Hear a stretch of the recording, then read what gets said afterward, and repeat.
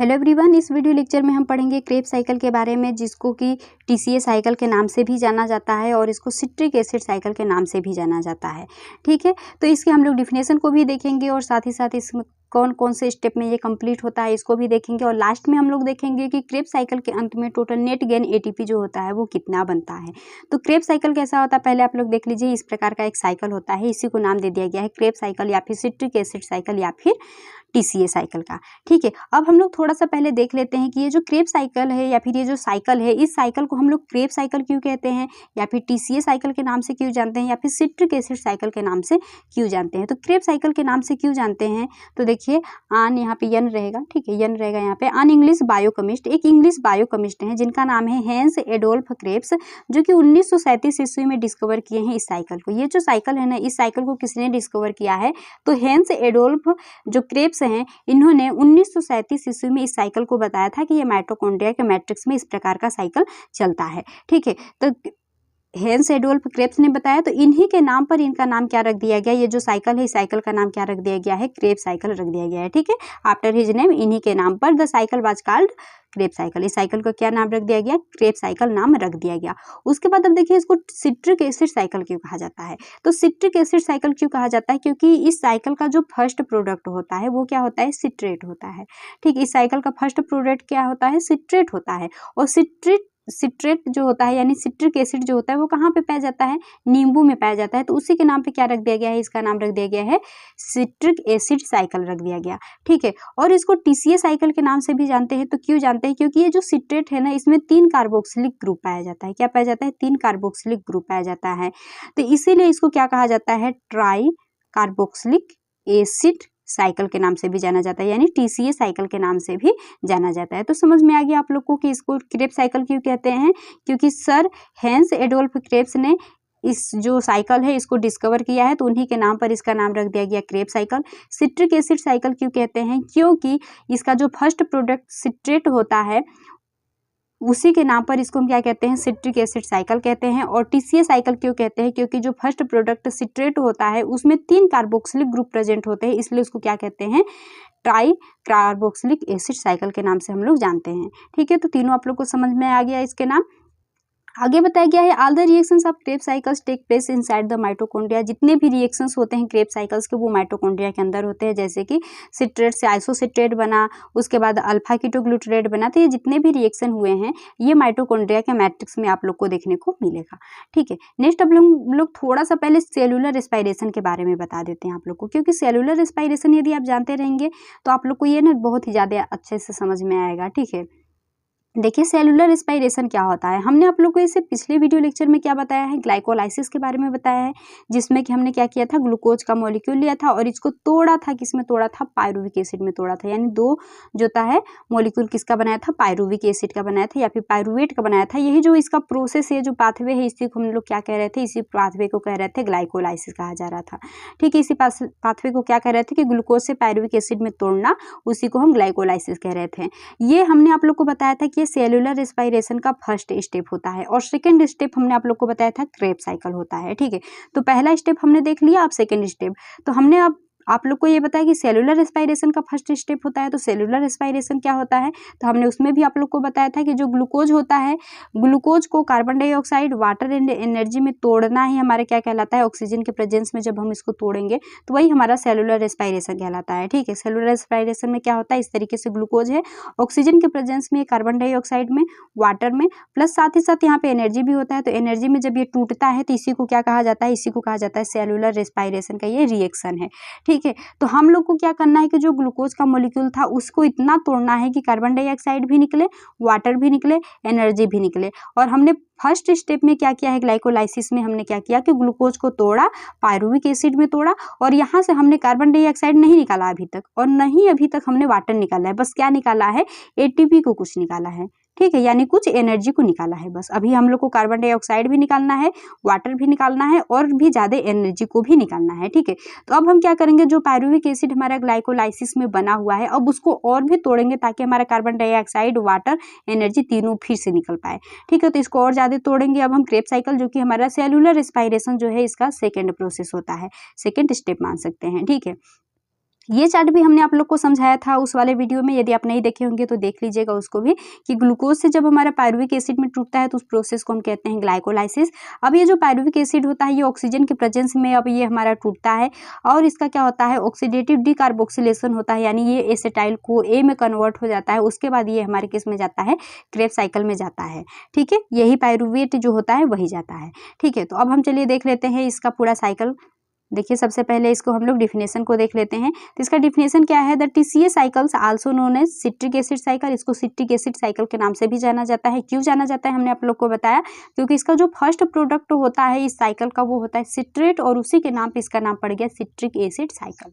उसके बाद इसको क्रेब्स साइकिल के नाम से भी जाना जाता है। क्यों, क्योंकि हमने आप लोग को बताया कि हेंस एडोल्फ क्रेब्स नाम के एक जो बायोकेमिस्ट हैं, उन्होंने जो होता है इस साइकिल के बारे में बताया, उन्हीं के नाम पर इनका नाम क्या पड़ गया, इस साइकिल का क्रेब्स साइकिल पड़ गया। टीसीए साइकिल क्यों कहते हैं, क्योंकि जो फर्स्ट प्रोडक्ट होता है इस साइकिल का वो होता है सिट्रेट, जिसमें कि 3 कार्बोक्सिलिक ग्रुप प्रेजेंट होते हैं, इसलिए इसको क्या कहा जाता है, टीसीए साइकिल कहा जाता है। ठीक है, तीनों नाम हमने आप लोग को बता दिया है। आगे बताया गया है जो सीरीज ऑफ केमिकल रिएक्शंस, ये सीरीज में होने वाला एक केमिकल रिएक्शन है।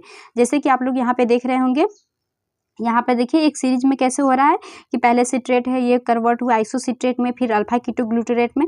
इस तरीके से ये एक सीरीज में होने वाला केमिकल रिएक्शन है। ठीक है, डेट अकर जो कि पाया जाता है in the mitochondria of cell, cell के माइटोकॉन्ड्रिया के अंदर पाया जाता है। It play a key role in cellular respiration, cellular respiration में ये की रोल यानी महत्वपूर्ण रोल को प्ले करता है। कैसे, क्योंकि हमने आप लोग को बताया कि जो सेलुलर रेस्पायरेशन का फर्स्ट स्टेप होता है वो होता है ग्लाइकोलाइसिस, सेकेंड स्टेप हमारा होता है क्रेब्स साइकिल, और क्रेब्स साइकिल में ही हम CO2 को भी बनाएंगे और H2O को भी बनाएंगे, और साथ ही साथ जितना एनर्जी होता है उस एनर्जी को भी बनाएंगे। इसलिए क्या होता है कि महत्वपूर्ण रोल होता है सेलुलर रेस्पायरेशन का। ठीक है, जनरेटिंग एनर्जी, जिसमें कि हम एनर्जी को जनरेट करेंगे, तो कैसे एनर्जी जो होता है उसको जनरेट करेंगे, बाय ऑक्सीडाइजिंग एसिटाइल को ए। जो एसिटाइल को ए हमने आप लोग को बताया, उस एसिटाइल को ए को क्या करेंगे कि हम ऑक्सीडाइज करेंगे और एनर्जी को बनाएंगे। तो ये एसिटाइल को ए जो होता है ये कहाँ से आता है, तो ये जो कार्बोहाइड्रेट हो गया, फैट हो गया, या फिर जो प्रोटीन हो गया, यही सब जो होते हैं कि अपना टूटते हैं और किस में कन्वर्ट हो जाते हैं, एसिटाइल को ए में कन्वर्ट हो जाते हैं। क्योंकि आप लोग को पता होगा कि जब फैट टूटता है बीटा ऑक्सीडेशन के द्वारा टूटेगा और किस में कन्वर्ट हो जाएगा, एसिटाइल को ए में कन्वर्ट हो जाएगा। उसी तरीके से कार्बोहाइड्रेट भी हमारे एसिटाइल को ए में कन्वर्ट हो जाएगा। तो ये सभी टूटते हैं, एसिटाइल को ए बनाते हैं, और ये जो एसिटाइल को ए बनता है इसी एसिटाइल को एंजाइम ए को हम क्या करते हैं, ऑक्सीडाइज करते हैं और हम एनर्जी को जनरेट कर लेते हैं। ठीक है, आगे बताया गया है द साइकिल्स प्रोड्यूस एटीपी। इस साइकिल में क्या क्या बनता है, तो एटीपी बनता है यानी एडिनोसिन ट्राइफॉस्फेट, एंड NADH बनता है, एंड FADH2 बनता है, एंड CO2 भी बनता है, which are use for energy production in the body.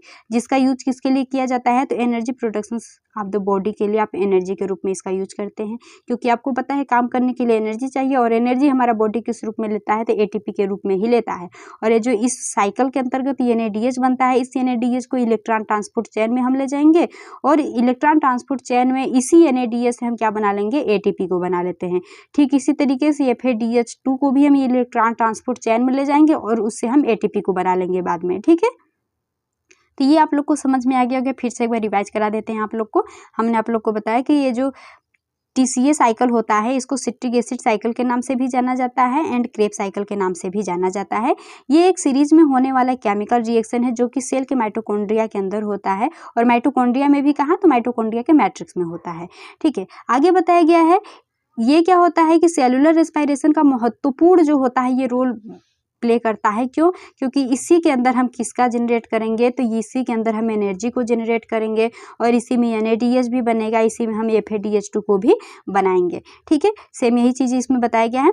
आगे अब हम इसके स्टेप को थोड़ा सा देख लेते हैं, या फिर आप पहले इसको पहले समझ लीजिए। इस चार्ट को देखिए, इस चार्ट को, इसमें आप लोग को क्या बताया गया है, वही चीज़ बताया गया है कि ग्लूकोज को जब पायरुविक एसिड में आपने क्या किया है, तोड़ा है, तो उस प्रोसेस को हमने कहा है ग्लाइकोलाइसिस, जिसमें ग्लूकोज हमारा 6 कार्बन का था, लेकिन उसको 3 कार्बन के 2 पायरुविक एसिड में तोड़ा जाता है। ठीक है, 3 कार्बन के 2 पायरुविक एसिड में तोड़ा जाता है।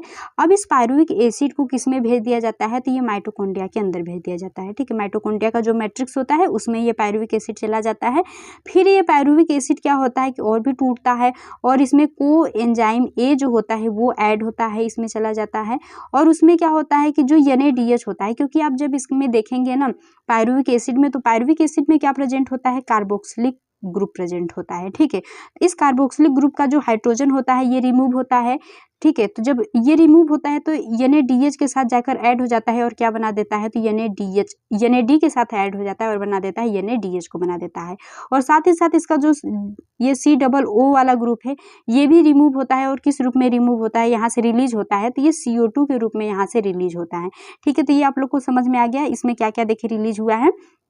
जो 2 मॉलिक्यूल होता है पायरुविक एसिड का, इसमें होता है कार्बोक्सिलिक ग्रुप होता है। अब कार्बोक्सिलिक ग्रुप में सबसे पहले हाइड्रोजन हमारा जो होता है इसमें से हटता है और NAD के साथ जो होता है जाकर ऐड हो जाता है और बना देता है NADH और इसमें यहाँ से रिलीज हो जाता है NADH, यहाँ से रिलीज हो गया। उसके बाद जो COO बचा है ये भी हमारा CO2 के फॉर्म में यहाँ से रिलीज हो जाएगा और कोएंजाइम इसमें जाकर के ऐड हो जाएगा। और किसके उपस्थिति में ये हो रहा है, तो पायरुवेट डिहाइड्रोजिनेज की उपस्थिति में हो रहा है। यानी डी मतलब निकलना, हाइड्रो मतलब हाइड्रोजन, जिनेज यानी एंजाइम है। ठीक है, तो यहाँ से हाइड्रोजन हमारा निकल करके इसमें जाकर के ऐड हुआ है और NADH हमारा निकल गया और इसी NADH से तो हम एनर्जी बनाएंगे बाद में इलेक्ट्रॉन ट्रांसपोर्ट चैन में भेजकर। तो यहाँ से एक NADH हमारा निकला है, इसको याद रखिएगा। इसको कनेक्टिव जो होता है नहीं, कनेक्टिंग रिएक्शन भी कहा जाता है, कनेक्टिंग लिंक रिएक्शन या फिर लिंक्ड रिएक्शन के नाम से भी इसको जानते हैं। ये जो रिएक्शन है इसको किस नाम से जानते हैं, तो लिंक्ड रिएक्शन के नाम से भी जानते हैं। ठीक है, इसका ATP जो होता है ये भी हमारा जुड़ेगा क्रेब्स साइकिल के ATP में। ठीक है, अब क्या होता है कि ये जो एसिटाइल कोएंजाइम A बना है, अब ये हमारा 2 कार्बन का हो चुका है क्योंकि हम यहाँ पर 1 कार्बन को निकाल चुके हैं, इसलिए अब ये 2 कार्बन का हो चुका है। अब हम यहाँ पे देखिए 2 पायरुविक अम्ल लिए हैं ना, 2 पायरुविक एसिड लिए हैं, लेकिन अब ये जो एसिटाइल कोएंजाइम है अब इससे हम जब TCA साइकिल में ले जाएंगे तो सिर्फ एक का बताएंगे और एक का आप यदि जानते रहेंगे तो दूसरे का गुणा करके निकाल लेंगे कि कितने ATP आएगा। ठीक है, तो एक हमारा पायरुविक एसिड कन्वर्ट हो गया एसिटाइल कोएंजाइम A में, ठीक उसी तरीके से दूसरा पायरुविक एसिड भी कन्वर्ट हो जाएगा एसिटाइल कोएंजाइम A में और ये जो एसिटाइल कोएंजाइम A होता है ये अब जाएगा TCA साइकिल में। ठीक है, ये कहाँ जाएगा, अब TCA साइकिल में जाएगा। जैसे कि यहाँ पर देखिए, यहाँ पर जो है पायरुविक अम्ल किस में कन्वर्ट हो गया है, एसिटाइल कोएंजाइम A में कन्वर्ट हो गया है। अब ये एसिटाइल कोएंजाइम A कहाँ जाएगा, अब ये जाएगा TCA साइकिल में, जो कि ये आपको ये साइकिल दिखाया गया है इसमें जाएगा। और ये किस में कन्वर्ट हो जाएगा, तो ये सिट्रेट सिंथेज एंजाइम की जो होता है प्रेजेंस में किस में कन्वर्ट हो जाएगा, सिट्रेट में कन्वर्ट हो जाएगा। और सिट्रेट जो होता है एकोनिटेज एंजाइम्स की उपस्थिति में किस में कन्वर्ट हो जाएगा, आइसोसिट्रेट में कन्वर्ट हो जाएगा। इसी तरीके से यहाँ पे आइसोसिट्रेट डिहाइड्रोजिनेज एंजाइम्स की उपस्थिति में ये अल्फा कीटोग्लूटरेट में कन्वर्ट हो जाएगा। ऐसे ही कन्वर्ट होता चला जाता है। लास्ट में हम लोग इस जो साइकिल है इसको भी याद करना सीखेंगे। सबसे पहले हम लोग इसके स्टेप को देख लेते हैं, लास्ट में साइकिल को याद करेंगे। ठीक है, तो देखिए सबसे पहला स्टेप क्या है, firstly pyruvic acid convert into acetyl coenzyme A in the presence of oxygen. ठीक है, यानी यहाँ पे क्या होता है कि जो पायरुविक एसिड होता है ये कन्वर्ट हो जाता है एसिटाइल कोएंजाइम A में, किसके प्रेजेंस में, ऑक्सीजन के प्रेजेंस में। ठीक है, यानी हमने ग्लाइकोलाइसिस में जो पायरुविक एसिड बनाया हुआ है ग्लूकोज से, वो पायरुविक एसिड हमारा ऑक्सीजन के प्रेजेंस में कन्वर्ट हो जाता है एसिटाइल कोएंजाइम A में कन्वर्ट हो जाएगा। ठीक है, अब वो जो एसिटाइल कोएंजाइम A में कन्वर्ट हो गया है, यहाँ पर देखिए ये फर्स्ट स्टेप में हुआ कि जो पायरुविक एसिड था ये पायरुविक एसिड जो होता है ऑक्सीजन के प्रेजेंस में एसिटाइल कोएंजाइम में कन्वर्ट हो गया। अब हम नेक्स्ट देखते हैं, नेक्स्ट क्या बताया गया है, acetyl coenzyme A convert into citrate in the presence of citrate synthase. ठीक है, ये जो एसिटाइल कोएंजाइम A है ये कन्वर्ट हो जाता है सिट्रेट में इन द प्रेजेंस ऑफ, किसके प्रेजेंस में, तो सिट्रेट सिंथेज के प्रेजेंस में ये क्या जाता है, एसिटाइल कोएंजाइम A सिट्रेट में कन्वर्ट हो जाता है। ठीक है, नेक्स्ट स्टेप में क्या बताया गया है कि सिट्रेट रिएक्ट विथ एकोनिटेज। ये जो सिट्रेट है ये किसके साथ रिएक्ट किया है, इस एकोनिटेज के साथ रिएक्ट किया है और किस में कन्वर्ट हो गया है, आइसोसिट्रेट में कन्वर्ट हो गया है। यानी ये सिट्रेट एकोनिटेज के साथ रिएक्ट करके आइसोसिट्रेट में कन्वर्ट हो जाता है। नेक्स्ट आप देखेंगे तो नेक्स्ट यहाँ पे क्या बताया गया है कि isocitrate again react with isocitrate dehydrogenase. यानी ये जो आइसोसिट्रेट है ये किसके साथ अब रिएक्ट किया है, तो आइसोसिट्रेट डिहाइड्रोजिनेज के साथ रिएक्ट किया है और कन्वर्ट हो गया है alpha ketoglutarate and release NADH। किस में कन्वर्ट हो गया है, अल्फा कीटोग्लूटरेट में, और क्या रिलीज किया है, तो NADH को यहाँ पर ये रिलीज किया है। ठीक है, आगे देखिए, आगे बताया गया है alpha ketoglutarate again react with alpha keto dehydrogenase. तो ये जो अल्फा कीटोग्लूटरेट है ये किसके साथ रिएक्ट किया है, तो अल्फा कीटोग्लूटरेट डिहाइड्रोजिनेज के साथ रिएक्ट किया है एंड कन्वर्ट इनटू सक्सिनिल को एंजाइम ए, और किस में कन्वर्ट हो गया है तो सक्सिनिल को एंजाइम ए में कन्वर्ट हो गया है एंड रिलीज NADH, और क्या रिलीज किया है तो यहाँ पे देखिए NADH को यहाँ पर रिलीज किया है। ठीक है, आगे क्या बताया गया है, आगे नेक्स्ट स्टेप में बताया गया है सक्सिनिल को enzyme A again react with succinyl को एंजाइम सिंथेज। ठीक है, यानी ये जो सक्सिनिल को एंजाइम ए है ये रिएक्ट किया है सक्सिनिल को एंजाइम ए सिंथेज के साथ, ये रिएक्ट किया है and it convert into succinate, और किस में कन्वर्ट हो गया है सक्सिनेट में कन्वर्ट हो गया है एंड आल्सो रिलीज, और क्या रिलीज किया है एंड आल्सो रिलीज यहाँ पे हो जाएगा GTP। ठीक है, या फिर ATP, क्योंकि ये सबस्ट्रेट लेवल का होता है इसलिए इसको क्या होता है कि ये GTP हमारा कन्वर्ट हो जाता है ATP में, तो यहाँ पे आप यहाँ पे ATP भी लिख सकते हैं या फिर GTP लिख सकते हैं। ठीक है, ATP लिख दीजिए, यहाँ पे GTP लिख दीजिए। आगे क्या है, आगे बताया गया है succinate react with succinic dehydrogenase. अब ये जो सक्सिनेट यहाँ पे बना हुआ है ये किस से रिएक्ट करता है, ये सक्सिनेट रिएक्ट करता है सक्सिनेट डिहाइड्रोजिनेज से and it convert into fumarate, और किस में कन्वर्ट हो जाता है तो फ्यूमरेट में कन्वर्ट होता है एंड आल्सो रिलीज FADH2, और क्या रिलीज करता है तो FADH2 को रिलीज करता है। नेक्स्ट स्टेप में बताया गया है कि फ्यूमरेट रिएक्ट, अब यहाँ पे जो फ्यूमरेट बना हुआ है ये किसके साथ रिएक्ट कर रहा है तो ये फ्यूमरेट रिएक्ट कर रहा है फ्यूमरेज के साथ रिएक्ट कर रहा है and it convert into malate, और इसको कन्वर्ट कर दे रहा है, इस फ्यूमरेट को किस में कन्वर्ट कर दे रहा है तो मैलेट में कन्वर्ट कर दे रहा है। ठीक है, नेक्स्ट देखिए, नेक्स्ट बताया गया है कि malate react with malate dehydrogenase. अब ये जो मैलेट है ये रिएक्ट करता है मैलेट डिहाइड्रोजिनेज के साथ and it convert into oxaloacetate, ये किस में कन्वर्ट कर दे रहा है तो ऑक्जैलो एसीटेट में एंड आल्सो रिलीज NADH, और क्या रिलीज कर रहा है तो यहाँ पे NADH को रिलीज कर रहा है। ठीक है, आगे देख लीजिए, अब टोटल आप लोग का ये देखिए आप लोग का क्रेब साइकिल कंप्लीट हो गया, क्योंकि क्रेब साइकिल में आप लोग ने कहाँ से स्टार्ट किया था, सिट्रेट से स्टार्ट किया था, ऑक्जैलो एसीटेट तक आ गए हैं। ठीक है, अब क्या होगा कि ये जो एसिटाइल को एंजाइम ए है ये क्या होता है कि इन दोनों के साथ बीच में जुड़ता है, यानी ऑक्जैलो एसीटेट और सिट्रेट के बीच में यहाँ पे जुड़ता है इन दोनों के साथ, और ये जो होता है सिट्रेट हमारा 2 कार्बन का होता है और ऑक्जैलो एसीटेट जो होता है ये होता है 4 कार्बन का, तो ये मिला जुला कर कितने कार्बन का हो जाते हैं, ये हो जाते हैं 6 कार्बन का, और इस तरीके से घटते चले जाते हैं, कार्बन घटेगा बढ़ेगा इस तरीके से होता है बीच बीच में। ठीक है, तो यहाँ पे आप लोग का ये क्रेब साइकिल कंप्लीट हो गया, जिसमें कि आप लोग को हमने बताया कि सिट्रेट जो होता है आइसोसिट्रेट में कन्वर्ट हुआ, आइसोसिट्रेट अल्फा कीटोग्लूटरेट में कन्वर्ट हुआ, अल्फा कीटोग्लूटरेट जो होता है वो सक्सिनिल कोएंजाइम ए में कन्वर्ट हुआ और ये सक्सिनेट में कन्वर्ट हुआ, उसके बाद फ्यूमरेट में कन्वर्ट हुआ, उसके बाद फ्यूमरेट हमारा मैलेट में कन्वर्ट हुआ एंड ऑक्जैलो एसीटेट में कन्वर्ट हुआ, और फिर से ये क्या होता है कि साइकिल में चला जाएगा इस तरीके से। और बीच बीच में आप लोग को हमने ये साइकिल क्यों चलाया है, क्योंकि हमें इस साइकिल में एनर्जी को निकालना था, CO2 को निकालना था, तो एनर्जी देखिए यहाँ से भी एनर्जी हम निकालेंगे। ठीक है, यहाँ पे रुकिए, देखिए यहाँ से भी एनर्जी आप निकालेंगे, यहाँ से भी एनर्जी निकालेंगे, यहाँ से तो आपका एनर्जी निकल ही गया है, उसके बाद यहाँ से भी आप एनर्जी निकाल लेंगे, यहाँ से भी, तो एनर्जी आपने निकाल लिया, और साथ ही साथ आपको CO2 भी निकालना था, क्योंकि सेलुलर रेस्पायरेशन में आपको CO2 भी निकलता है, तो CO2 देखिए यहाँ से भी आपने CO2 निकाल दिया है। उसके बाद आप लोग को H2O निकालना था, जो कि आपका H2O इधर बीच बीच रिएक्शन में क्या होता है H2O जाता रहता है और निकलता भी रहता है। ठीक है, तो इस तरीके से आपने सेलुलर रेस्पायरेशन का सेकेंड स्टेप ये है आप लोग का। अब हम लोग टोटल पहले इसमें ATP को देख लेते हैं, उसके बाद इसका जो पूरा साइकिल है इसको हम लोग लर्न करते हैं। तो पहले देख लेते हैं कि टोटल इस साइकिल में हमने कितने ATP बनाए हैं। ठीक है, उसको देख लेते हैं नेट NADH कितना होगा। तो देखिए यहाँ पर हमने एक NADH को देखा, दूसरा NADH यहाँ पर है, तीसरा NADH यहाँ पर है, तो इस साइकिल में टोटल कितने NADH आपको मिले, इस साइकिल में टोटल आप लोग को 3 NADH मिले हैं। और कितने FADH2 मिले हैं, तो यहाँ पर देखिए एक FADH2 मिला है, और कितना ATP यहाँ पे मिला है, तो आप देखेंगे यहाँ पर एक ATP मिला है। ठीक है, यानी 3 NADH, एक FADH2 और एक ATP। ठीक है, तो इसको हम लोग लिख लेते हैं। देखिए यहाँ पर 3 NADH मिला है, और हमने आप लोग को बताया कि एक NADH हमारे कितने ATP बनाता है, एक NADH जो होता है वो 3 ATP को बनाता है। तो यहाँ पे 3 NADH है तो कितने ATP को बनाएंगे, 9 ATP को बनाएंगे। उसके बाद एक FADH कितने ATP बनाता है, तो 2 ATP को बनाएगा। उसके बाद हमारा ATP तो भाई ATP है ही, क्योंकि ATP के रूप में ही हमारा सेल जो होता है वो एनर्जी को लेता है। ठीक है, यानी ऊर्जा को लेता है ATP के रूप में ही। अब देखिए, अब टोटल ATP यहाँ पे कितना हो गया, तो टोटल हमारे 12 ATP हो गए। ठीक है, क्योंकि यहाँ पे जो NADH है ना, इसको ये इलेक्ट्रॉन ट्रांसपोर्ट चैन में भी ले जाते हैं, इसको भी हम इलेक्ट्रॉन ट्रांसपोर्ट चैन में ले जाते हैं और इन ATP को प्राप्त कर लेते हैं वहाँ से। ठीक है, डायरेक्ट तो नहीं प्राप्त कर पाएंगे यहाँ से, लेकिन हम इलेक्ट्रॉन ट्रांसपोर्ट चैन में ले जाएंगे तो डायरेक्ट वहाँ से हमको मिल जाएगा। ठीक है, ATP मिल जाएगा है और उसको सेल हमारा ले लेता है। तो टोटल यहाँ से हम कितने ATP को बना लेंगे, तो 12 ATP बन गया।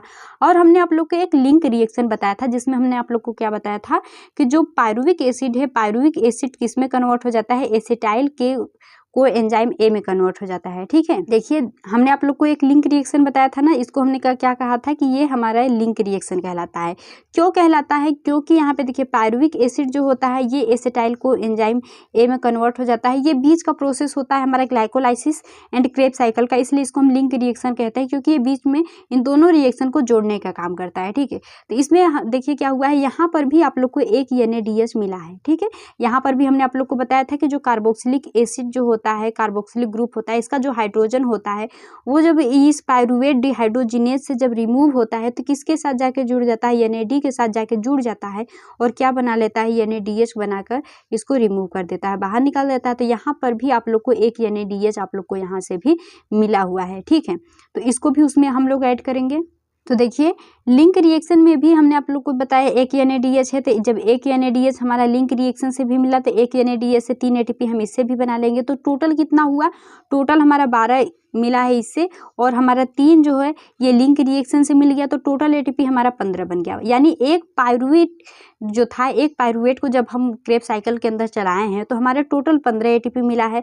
और हमने आप लोग को बताया था कि ग्लूकोज से जब हम पायरुवेट में तोड़ते हैं तो हमारा 2 पायरुविक एसिड बनता है, और हमने एक का ही बताया है तो 2 है, तो हम 2 का इसमें गुणा कर देंगे तो टोटल हमारा जब दोनों पायरुविक एसिड जब हमारा क्रेब्स साइकिल में जाता है टोटल 30 ATP हमारे बन जाते हैं। ठीक है, तो टोटल आप लोग से टोटल ही पूछा जाता है, तो यहाँ पर आप लोग कितना बताएंगे कि क्रेब्स साइकिल में टोटल कितने ATP आप लोग को मिलेंगे, नेट गेन ATP कितना हुआ, 30 ATP हुआ। और हमने आप लोग को ग्लाइकोलाइसिस में भी बताया था, ग्लाइकोलाइसिस में कितना ATP था, ग्लाइकोलाइसिस में टोटल 8 ATP मिले थे। ठीक है, तो इन दोनों को जब आप ऐड करेंगे तो टोटल कितने ATP हो जाएंगे, क्योंकि यहाँ पे इसका ऑक्सीडेशन हो चुका है। ठीक है, यहाँ पे हमने ग्लूकोज के मॉलिक्यूल का ऑक्सीडेशन कर दिया है, तो कितने ATP मिले हैं हम लोग को, टोटल देखेंगे तो 38 ATP मिल गए हैं। ठीक है, 38 ATP यहाँ पे मिल गया है। अब इसके बाद देखिए क्या होगा, अब इसके बाद यही जो हमारा NADH है, FADH2 है, ये सब हमारे किस में चला जाएगा, अब ये जाएगा इलेक्ट्रॉन ट्रांसपोर्ट चैन में। यानी ये सारा क्रेब्स साइकिल की क्रिया कहाँ पे हो रही थी, माइटोकॉन्ड्रिया के मैट्रिक्स में। यानी ये क्या है, ये एक माइटोकॉन्ड्रिया है, माइटोकॉन्ड्रिया के इस मैट्रिक्स में कौन सा क्रिया हो रहा है, ये क्रेब्स साइकिल हो रहा है। अब यहाँ पे इसी मैट्रिक्स में NADH भी बना, FADH भी बना। अब ये जो NADH FADH है, इसका जो इनर माइटोकॉन्ड्रियल मेम्ब्रेन होता है ना, इस इनर माइटोकॉन्ड्रियल मेम्ब्रेन में चला जाता है, और यहाँ पे क्या होता है, इसका इलेक्ट्रॉन ट्रांसपोर्ट चैन चलता है। यहाँ पे सीरीज में जो होता है प्रोटीन्स प्रेजेंट होते हैं और इलेक्ट्रॉन ट्रांसपोर्ट चैन को चलाते हैं, और यहाँ से ATP जो होता है बन जाता है। ठीक है, इलेक्ट्रॉन ट्रांसपोर्ट चैन के बारे में हमने आप लोग को पहले से ही पढ़ा दिया है। ठीक है, तो इस तरीके से इसका पूरा जो होता है साइकिल चलता रहता है, आप लोग को ये समझ में आ गया होगा। तो चलिए अब हम लोग इस रिएक्शन को याद कर लेते हैं। ठीक है, ये जो साइकिल है, इस साइकिल को याद कर लेते हैं कि कौन सा ट्रिक है जिससे हम याद करेंगे। तो आप लोग इसको याद कर सकते हैं समोसा कांटों से। कैसे, देखिए समोसा काटो। ठीक है, समोसा काटो से इसको याद कर सकते हैं। देखिए कैसे याद करेंगे, तो यस से हो जाएगा हमारा सक्सिनेट, यम से हो जाएगा हमारा मैलेट, ओ से हो जाएगा हमारा ऑक्जेलो एसीटेट, एंड सी से हो जाएगा सिट्रेट, एंड के से हो जाएगा अल्फा कीटो ग्लूट्रेट हो जाएगा। ठीक है, अब इसमें देखेंगे आप इसको और अच्छे से कैसे याद करें, इस तरीके से आप याद कर लेंगे। अब इसमें बीच बीच में कुछ चीज़ें ऐड भी करनी है, जैसे कि सिट्रेट है तो इस सिट्रेट के बीच में ऐड कर दीजिएगा, सिट्रेट के बाद आइसोसिट्रेट लिख दीजिएगा। उसके बाद अल्फा कीटो ग्लूट्रेट है तो इसके बीच में क्या लिख दीजिएगा, अल्फा कीटो से हमारा सक्सिनेट बना है तो इसके बीच में लिख दीजिएगा सक्सिनेट को एंजाइम ए। ठीक है, उसके बाद क्या हुआ कि यहाँ पे सक्सिनेट बन गया है हमारा। ठीक है, यहाँ पे क्या बना, सक्सिनेट बना। अब इस सक्सिनेट से हमारा क्या बना है, यहाँ पे फ्यूमरेट बना दीजिएगा, सक्सिनेट से फ्यूमरेट बन जाएगा। ठीक है, बीच में ऐड कर दीजिएगा थोड़ा सा फ्यूमरेट। एक बार आप इसको ऐसे याद करेंगे ना तो याद हो जाएगा। ठीक है, फ्यूमरेट को ऐड कर दीजिएगा। उसके बाद आप देखिए इसमें कि किस तरीके से हम ये पता कर पाए कि कहाँ पे GTP हमारा बना है, कहाँ पे हमारा ATP बना है, कहाँ पे FADH2 बना है। ठीक है, NaDH2 कहाँ पे बना है, तो ये सभी कैसे ऐड करेंगे, तो देखिए यहाँ पे सिट्रेट से जब आप आइसोसिट्रेट के बीच आए हैं, ठीक है, यहाँ पे देखिए सिट्रेट से जब आप आइसोसिट्रेट के बीच आए हैं तो यहाँ पे एक एंजाइम्स को ऐड कर लीजिएगा, एकोनिटेज याद कर लीजिएगा। उसके बाद जब आइसोसिट्रेट से आप अल्फा कीटोग्लूटरेट में आए हैं तो यहाँ पे आप आइसोसिट्रेट से आए हैं ना, तो इसलिए क्या कर दीजिएगा, आइसोसिट्रेट डिहाइड्रोजिनेज। और आप जानिए आइसोसिट्रेट से जब आए हैं तो मान लीजिए इसको काटना है, अल्फा कीटो यानी आप समोसा को काटने जा रहे हैं, तो काटने के लिए आपको क्या चाहिए, कीटो यानी काटना है, ठीक है। तो काटने के लिए आपको चाहिए एनर्जी, और वो भी थोड़ा सा एनर्जी नहीं चाहिए, बहुत ज़्यादा एनर्जी चाहिए। तो बहुत ज़्यादा एनर्जी किससे मिल रहा है, NaDH से मिला है ना, क्योंकि एक NaDH से हम 3 ATP बनाएंगे, FADH से तो 2 ही बनाएंगे, GTP से तो एक ही बनेगा, लेकिन NaDH से हम 3 ATP बनाएंगे। तो यहाँ पे एक क्या कर दीजिएगा, NaDH को ऐड कर दीजिएगा, ठीक है। और उसके बाद आप लोग देखिए यहाँ पे क्या है, सक्सिनिल को एंजाइम A है, यानी हम काटने के बाद क्या हो रहे हैं कि यहाँ पर हमको सक्सेस होने के लिए जाना है, ठीक है। तो जब स्टार्टिंग में आप सक्सेस के लिए जाते हैं तो आपको बहुत ही ज़्यादा वहाँ पर भी एनर्जी की आवश्यकता होती है, ठीक है। तो वहाँ पर भी सक्सेस होने के लिए स्टार्ट में आप जैसे कि आप जब पढ़ाई कर रहे हैं तो शुरुआत में आप बहुत ही ज़्यादा एनर्जी में पढ़ेंगे तभी आप सक्सेस हो पाएंगे। तो वहाँ पे क्या करिएगा, यहाँ पर भी आप एक NaDH को ऐड कर दीजिएगा, ठीक है। और अल्फा कीटोग्लूटरेट से जा रहे हैं तो यहाँ पर भी क्या एंजाइम ऐड करिएगा, अल्फा कीटोग्लूटरेट डिहाइड्रोजिनेज को ऐड कर दीजिएगा। उसके बाद देखिए जब यहाँ पे आप सक्सीनेट हो गए हैं, यानी सक्सेस थोड़ा सा हो गए हैं, तो जब थोड़ा सक्सेस हो गए हैं ना, तब आगे आपको सक्सेस होने के लिए ज़्यादा ATP की आवश्यकता, यानी ज़्यादा एनर्जी की आवश्यकता नहीं होगी, थोड़ा सा भी एनर्जी लगाएंगे आप, क्योंकि पहले से ही यदि आपका सारा कंसेप्ट क्लियर रहेगा तो आगे आप थोड़ा सा भी यदि मेहनत कर लेंगे तो आप सक्सेस आसानी से हो जाएंगे, ठीक है। तब यहाँ पे आप थोड़ा सा एनर्जी चाहिए तो इसलिए आप यहाँ पे GTP को ऐड कर दीजिएगा, ठीक है। और उसके बाद यहाँ पे कोएंजाइम A को ऐड कर दीजिएगा, क्योंकि यहाँ पे हमने सक्सिनिल कोएंजाइम A से हम सिर्फ सक्सिनेट में जा रहे हैं, तो कोएंजाइम A को यहाँ से रिमूव कर देना है। आगे देखिए आगे क्या है, अब यहाँ पे हम सक्सेस हो चुके हैं, तो सक्सेस होने के बाद हमें किस में जाना है, फ्यूमरेट में जाना है। तो यानी कोई भी मान लीजिए कि जो गंदा कपड़ा है उसको क्या कर रहा है, साफ किया जा रहा है, तो उसके लिए थोड़ा एनर्जी चाहिए होगा, थोड़ा मतलब बहुत कम एनर्जी नहीं, कुछ ज़्यादा ही एनर्जी चाहिए होगा। तो इसलिए हम यहाँ पे क्या करेंगे कि FADH2 को ऐड कर देंगे। उसके बाद क्या होगा कि मैलेट यानी बहुत ही ज़्यादा गंदा है, तो उसके लिए हमें वाटर भी चाहिए होता है, तो इसलिए वाटर को भी ऐड कर देंगे। उसके बाद ये जो मैलेट है इसको ऑक्जैलो एसीटेट में डालना है, तो इसलिए ऑक्जैलो एसीटेट में डालने के लिए हम क्या करेंगे, यहाँ पे एक NaDH को ऐड कर देंगे, ठीक है।